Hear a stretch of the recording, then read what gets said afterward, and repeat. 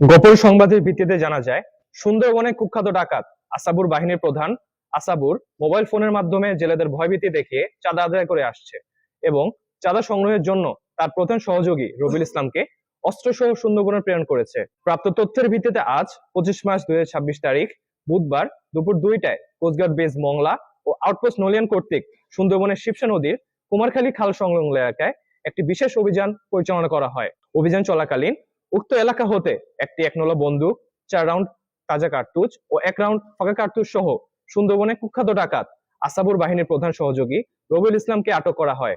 আটককৃত ডাকাত রবিউল ইসলাম খুলনা জেলার পাইকগাছা থানার বাসিন্দা। সে দীর্ঘদিন যাবৎ আসাবুর বাহিনীর হয়ে ডাকাতি এবং চাঁদাবাজি করে আসছিল।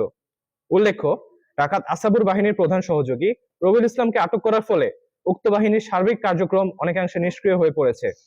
জব্দকৃত আলামত ও আটককৃত ডাকাতের পরবর্তী আইনানুগ ব্যবস্থা গ্রহণের কার্যক্রম প্রক্রিয়াধীন রয়েছে। আমরা দস্যুদের উদ্দেশ্যে বলতে চাই, সুন্দরবনকে দস্যুমুক্ত রাখতে কোস্টগার্ডের অভিযান অব্যাহত থাকবে।